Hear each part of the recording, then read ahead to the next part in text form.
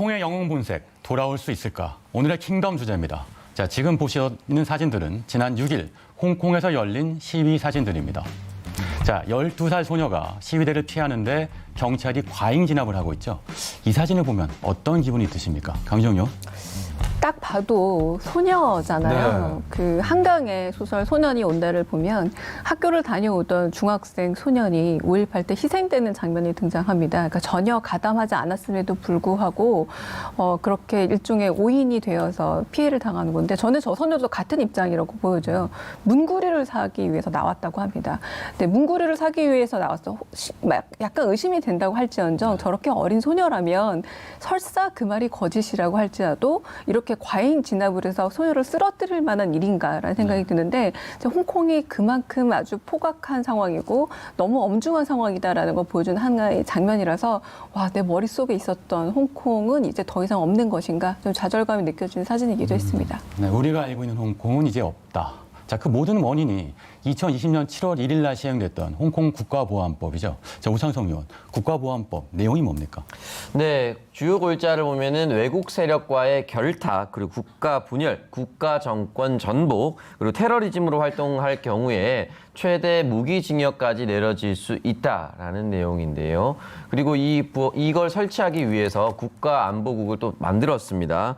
그리고 국가보안처를 설립했는데 이 보안처 직원은 홍콩법에 적용되지 않는다라고 했습니다. 결국은 무슨 말이냐면 중국 대륙 본토의 영향을 받고 홍콩에서 굉장히 자유롭기 때문에 홍콩에서 그 어떠한 일을 저지르더라도 중국이 보호해준다라면은 얼마든지 무슨 일이나 할 수 있다. 라고 볼 수가 있습니다. 결국 민주주의를 굉장히 퇴행시킨 결과라고 볼 수가 있는데요. 사실 중국에서 이 홍콩이라는 존재는 민주주의의 상징이고 자유의 상징이기도 했습니다. 근데 이 보안법이 설립되고 도입된다라고 했을 때부터 여론이 들끓었었고 그리고 통과됐을 때는 홍콩의 자유는 이제 죽었다.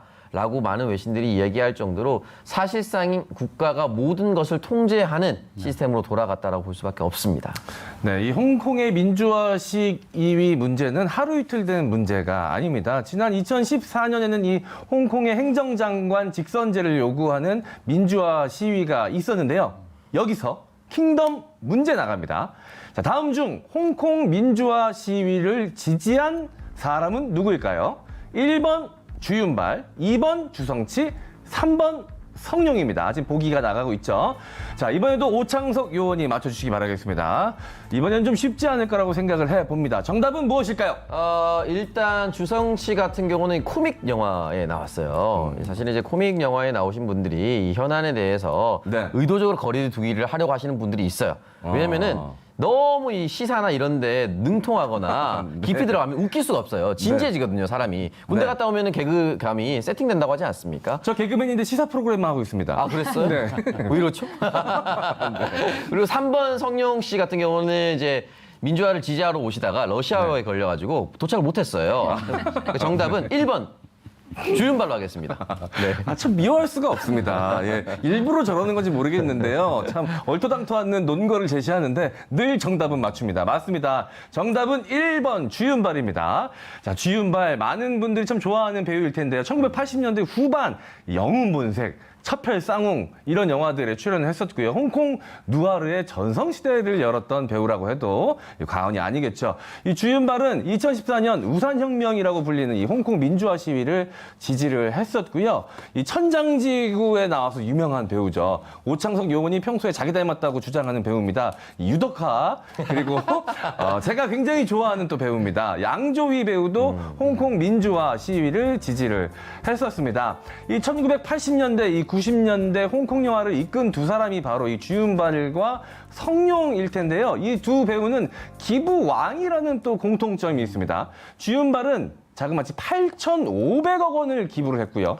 성룡은 전 재산인 4천억 원을 기부할 예정이고 죽을 때 통장 잔액을 0원을 만들 것이라고 이야기하기도 했습니다.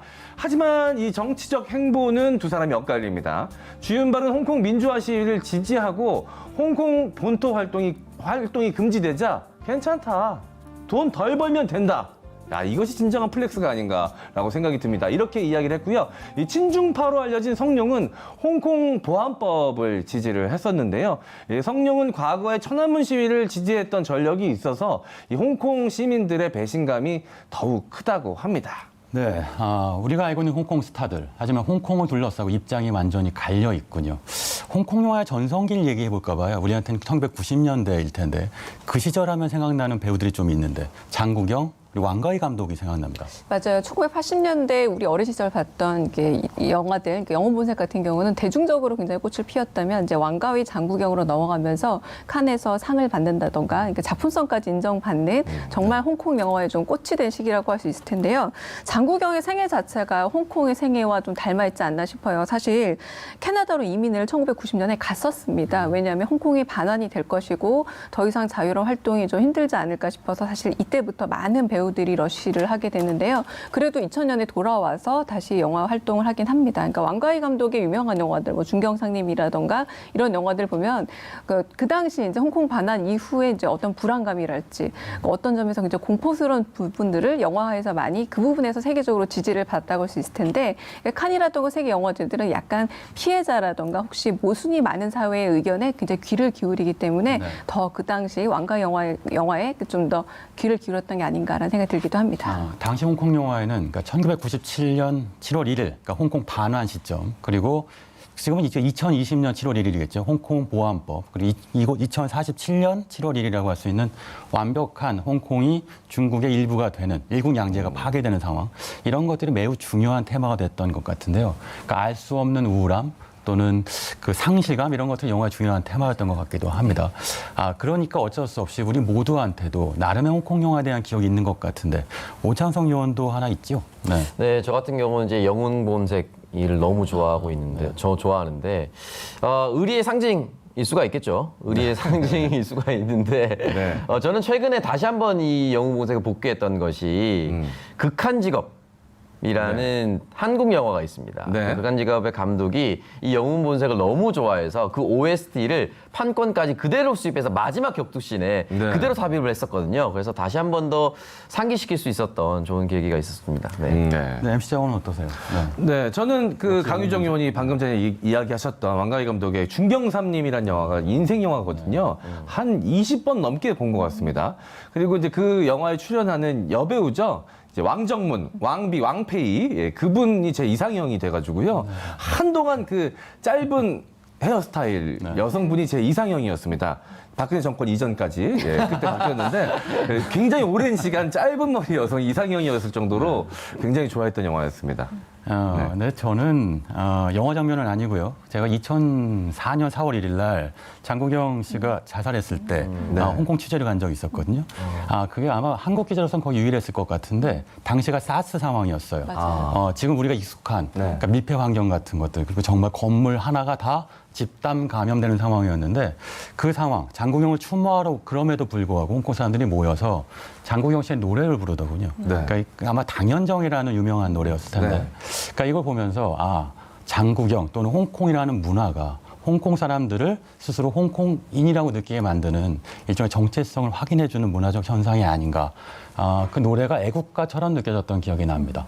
자, 관련돼서 또 질문도 있는데 천밀밀 관련된 것도 있어요. 맞아요. 사실 강 교수님 천밀밀과 홍콩 반환 매우 밀접한 관련이 있다고 말씀하셨는데 방금 당연정이 홍콩인으로서의 정체성을 잘 보여주는 노래라면 이 천밀밀이야말로 중국이 어쩔 수 없었던 이를테면 자유의 맛이라고 표현할 수 있겠습니다. 이 천밀밀은 사실 퇴폐적이다, 자본주의 산물이다. 그래서 중국에서 금지되었음에도 불구하고 중국인들이 몰래 들었던 노래기도 하죠. 그래서 이 영화의 제목이 되기도 했지만 이제 달콤하다라는 의미가 있는데 배경이 언제냐면요. 1986년에서 시작되는 영화입니다. 그러니까 홍콩이 가장 경제적으로 문화적으로 이제 피크를 이루어서 중국이 보기에는 와 저기는 같은 중국이라 하기엔 너무 먼 나라다라는 생각이 들어서 이상향이던 그런 시절을 다루고 있기 때문인데요.